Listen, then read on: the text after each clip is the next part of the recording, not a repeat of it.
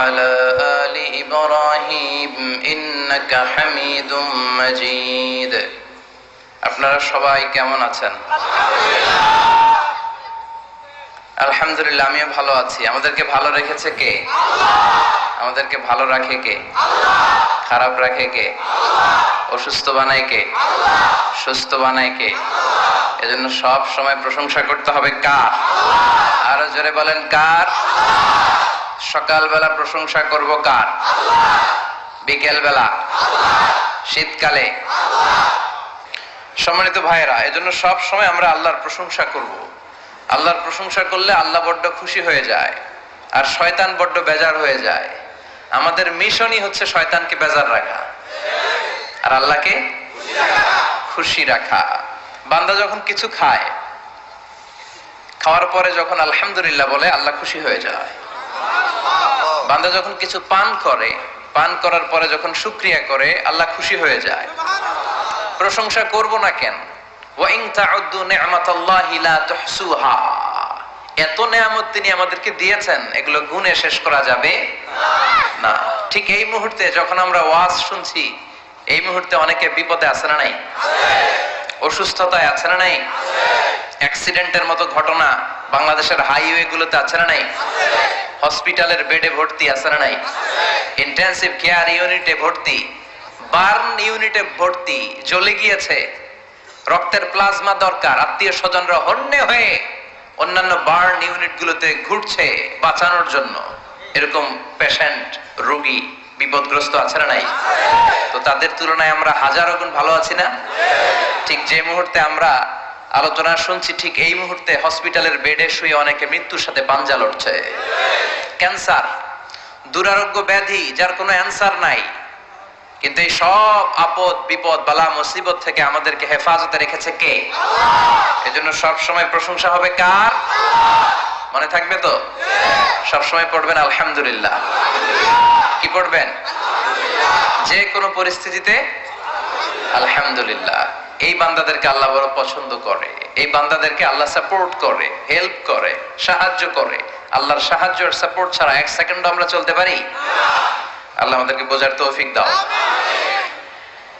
সম্মানিত সুধী, আসুন আমরা ফরমালি আল্লাহ রাব্বুল ইজ্জাতকে থ্যাঙ্কস জানাই, ধন্যবাদ জানাই যে আল্লাহ তাআলা এত চমৎকার পরিবেশে, অনেক জায়গায় তো অনুমতি পাওয়া যায় না। আপনাদের এই এলাকার প্রশাসন বড্ড ভালো, ইসলাম প্রিয়, কোরআন প্রিয়। এই এলাকার জনপ্রতিনিধিরা খুব ভালো, তাফসীরুল কোরআন মাহফিলগুলোকে এলাও করেছে, ঠিক কি না? তো অনেক জায়গায় এলাও করতে চায় না, এদের অ্যালার্জি। কোরআনের কথা শুনলে অ্যালার্জি আছে না নাই? তো এই অ্যালার্জি হয়তো কোনো লাভ হবে না, কারণ এক জায়গায় না হলে আরেক জায়গায় আমরা সুযোগ পেয়ে যাই, ঠিক কি না? যেখানেই সুযোগ পাই আমরা কোরআনের কথা বলবো, দেশে না পারলে বিদেশে বসে বলবো। এখন ফেসবুক আছে না নাই? ইউটিউব আছে না নাই? কানেক্টিভিটি আরো স্ট্রং। একটা লাইভ করে দিলে ঘরের মধ্যে শুয়ে শুয়ে লক্ষ লক্ষ মানুষ দেখে, ঠিক কি না? এজন্য ইসলামের আওয়াজকে বন্ধ করা যাবে না। বিশ্বনবী বলেন, ইন্নাল্লাহ জাওয়ালি আল আরদা। আল্লাহ পুরো পৃথিবীটা তো এত বড়, এরকম ছোট্ট করে আমার একদিন দেখাইছে। ও মুহাম্মদ, দেখো, এই যে Africa, this is Europe, and this is America, and this is Asia. সবগুলো কন্টিনেন্টকে আমাকে দেখিয়েছে।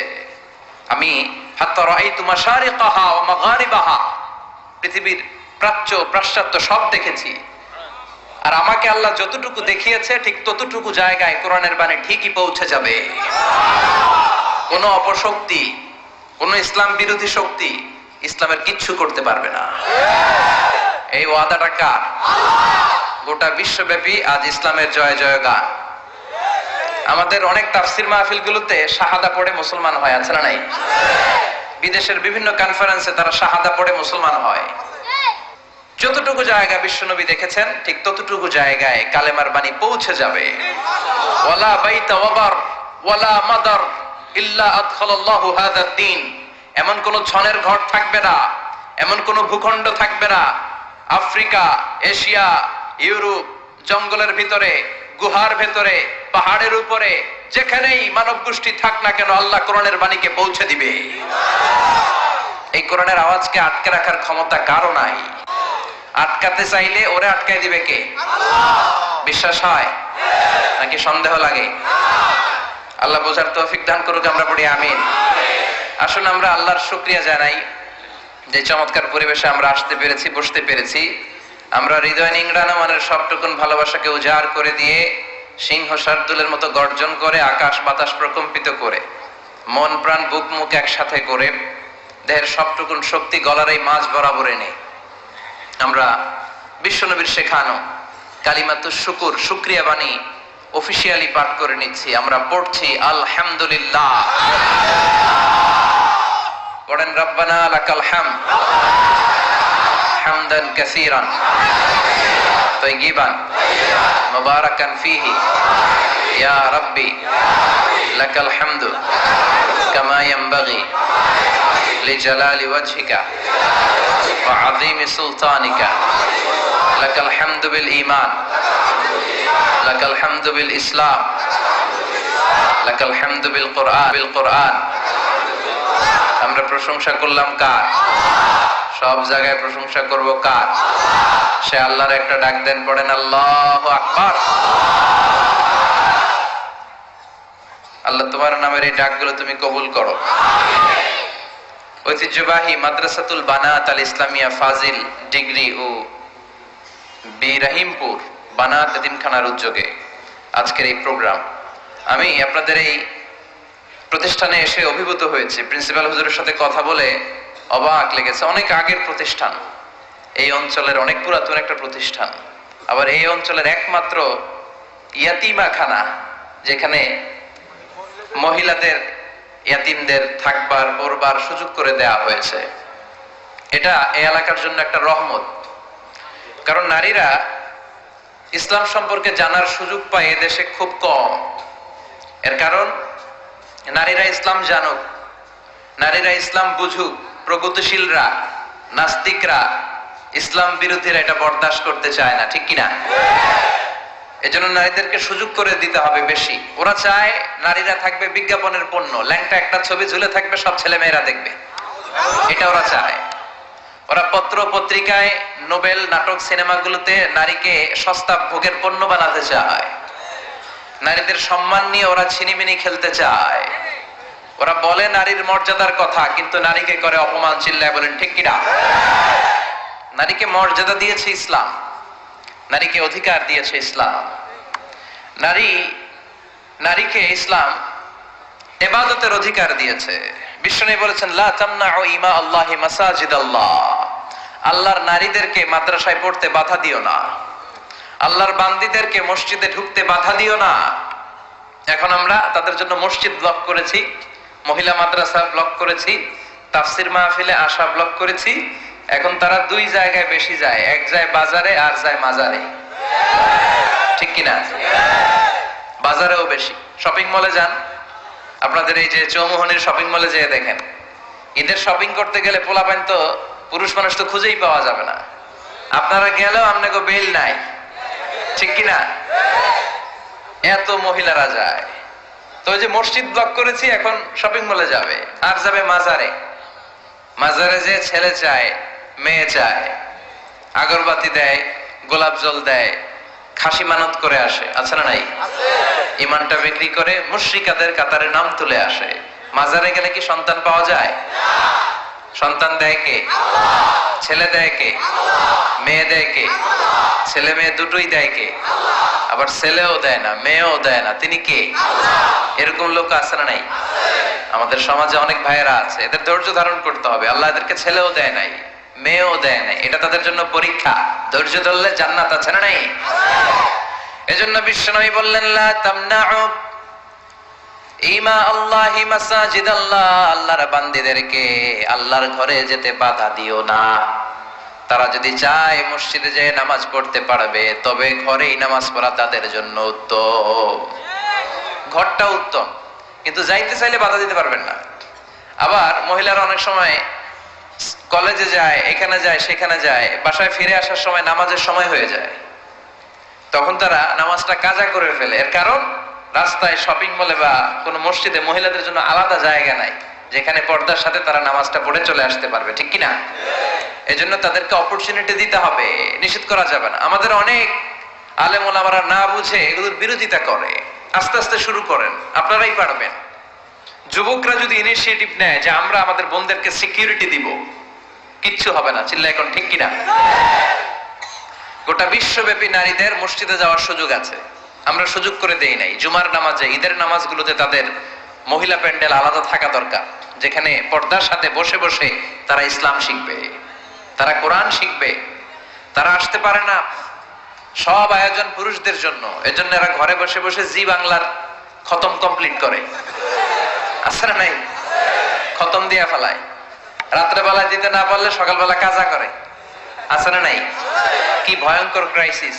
ওদেরকে আমরা সুযোগ করে দেই নাই, এজন্যই তারা উন্মাদ হয়েছে জি বাংলার প্রতি। তাহলে প্রথম আল্লাহ সুযোগ দিলেন আমার বোনদেরকে ইবাদতের সুযোগ। আলহামদুলিল্লাহ পড়েন। আমার মায়েরা, আমার বোনেরা, যাদের কানে আমার মাইকের আওয়াজ যায়, খেয়াল করে দেখেন কত অধিকার ইসলাম আপনাকে দিয়েছে। আপনাকে ইবাদতের অধিকার দিয়েছে, এরপরে শিক্ষা অর্জনের অধিকার। তলাবুল ইলমে ফারিদাতুন আলা কুল্লি মুসলিম, এরপরে আছে না নাই? ওয়া মুসলিমা, প্রত্যেক মুসলিম নারী পুরুষ, পুরুষের জন্য যেমনি ফার্জ, স্টাডি করা নারীর জন্য ফার্জ। তার মানে তাদের শিক্ষার অধিকার আছে না নাই? তাদেরকে আল্লাহ দিয়েছে উপার্জনের অধিকার। একজন মহিলা ইন্ডিভিজুয়ালি সে অর্থ উপার্জন করতে পারবে, সে বিজনেস করতে পারবে, সে চাকরি করতে পারবে, সে সব করতে পারবে, কিন্তু হিজাবের সাথে, পর্দার সাথে, শালীন একটা পোশাক গায়ের মধ্যে ঝুলিয়ে। চিৎকার করে বলেন ঠিক কিনা? সাইয়্যিদাতুনা খাদিজা রাদিয়াল্লাহু তাআলা আনহা উপার্জন করেন নাই? আর বিশ্বনবীর তো তেমন কোনো উপার্জনই ছিল না।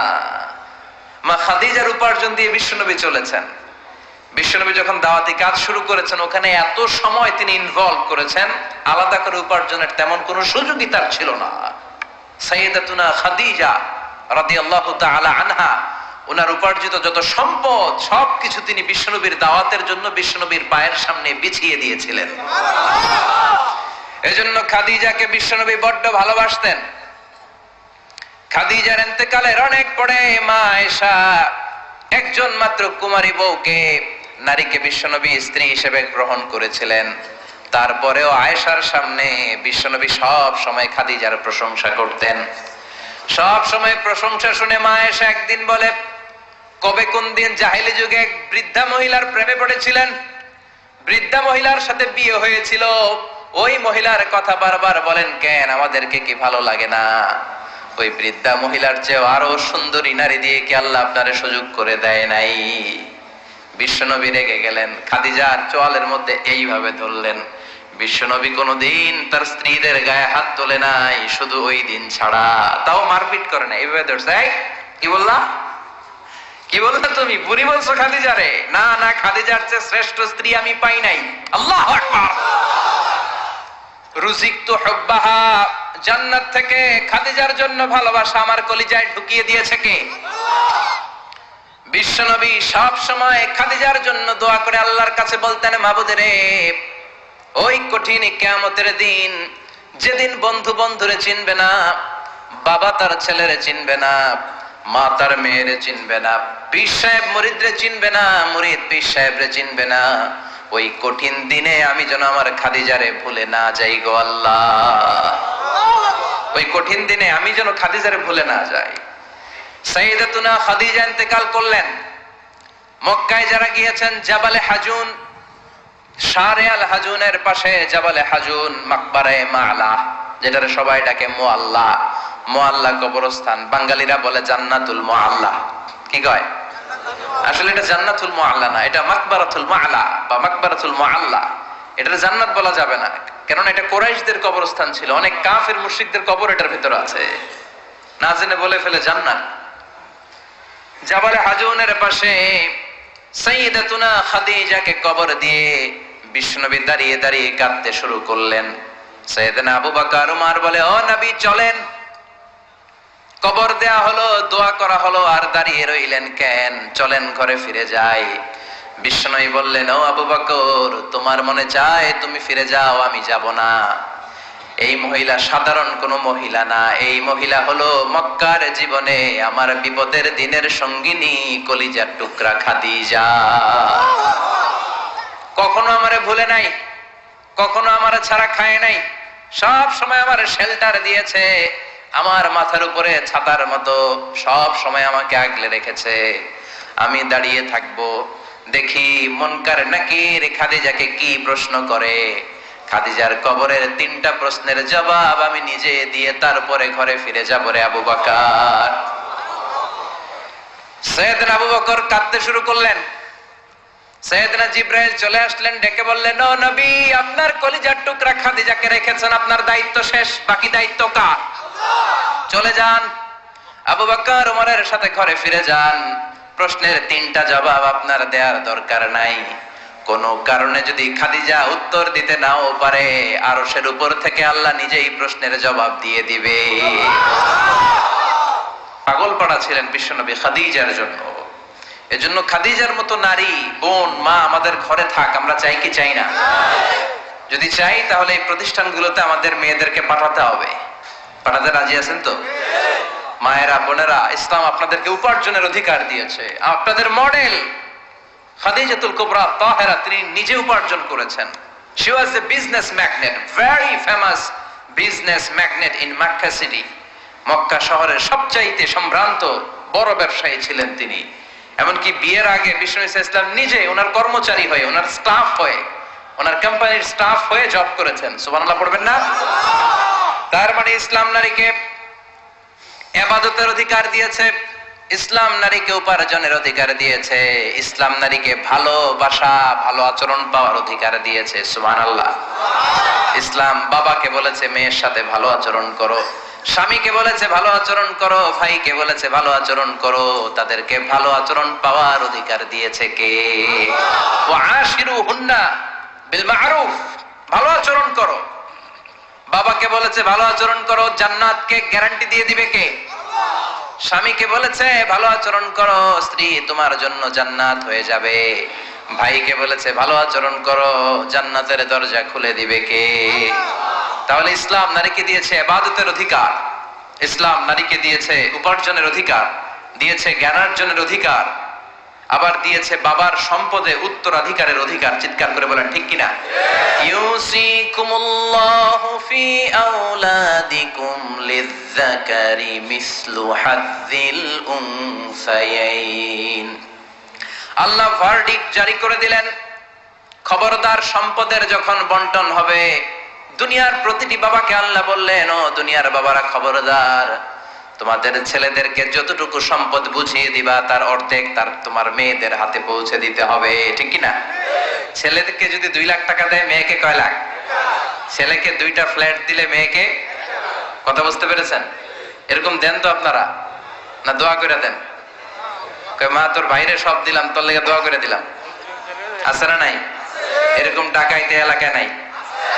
হ্যাঁ, এখানেও আছে। খবরদার, খবরদার। অনেক মা আছে ছেলের পাতে দেয় মুরগির রান, মায়ের পাতে দেয় মুরগির ঠ্যাং। আছে না নাই? দেখবেন ওই মা বাবার শেষ জীবন ছেলের বাড়িতে কাটে না, মেয়ের বাড়িতে কাটে। আছে না নাই? The nature has its own return.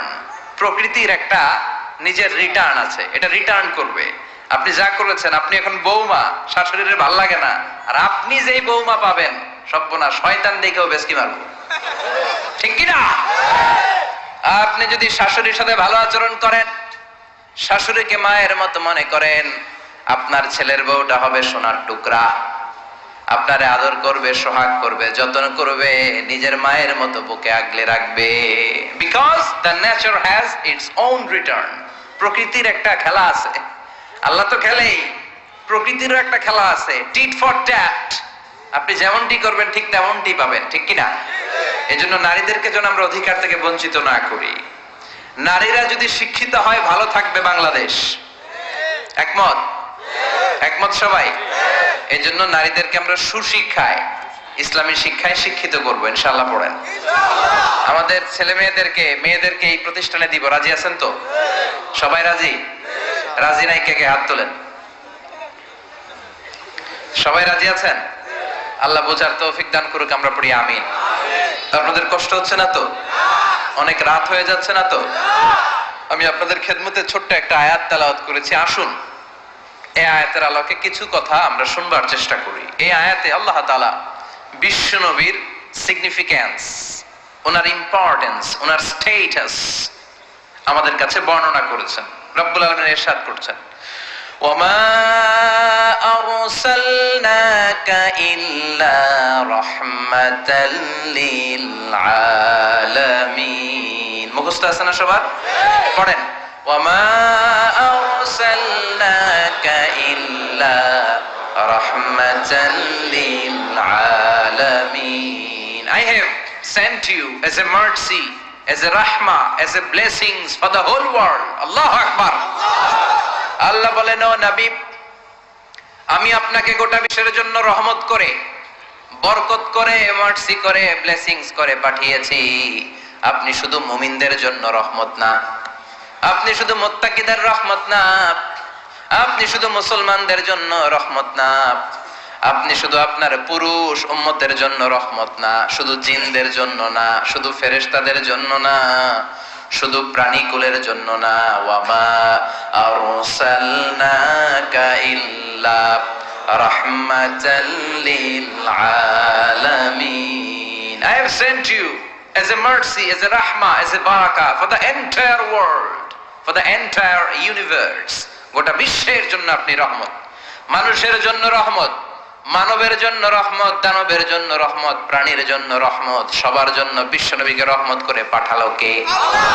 বিশ্বনবীর সামনে দিয়ে কোনো ছোট বাচ্চা যেতে পারতো না, বিশ্বনবী হাত বুলিয়ে দিতেন মাথার উপর। আল্লাহু আকবার। সব বিবিদের সাথে ভালো আচরণ করতেন, সব সাহাবাদের সাথে কোমল আচরণ করতেন।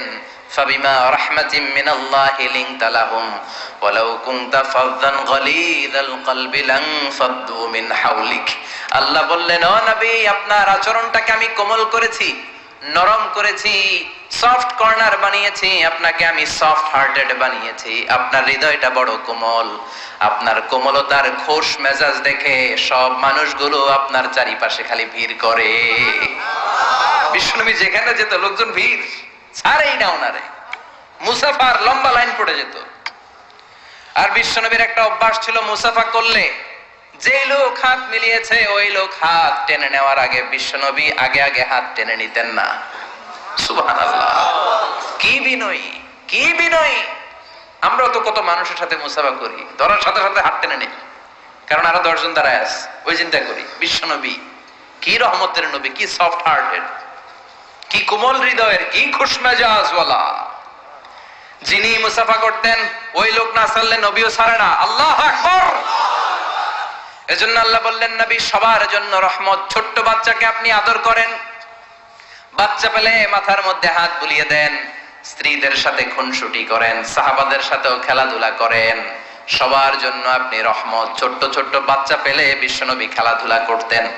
বিশ্বনবীর কলিজার টুকরা হাসান আর হুসাইন, বিশ্বনবীর রাইহানাতাইন সুগন্ধি। বিশ্বনবী বলতেন, এই দুইটা ছেলে সাইয়্যিদা শাবাবিল জান্নাহ, জান্নাতে যত যুবকরা প্রবেশ করবে তাদের সরদার হবে আমার নাতি হাসান আর হুসাইন।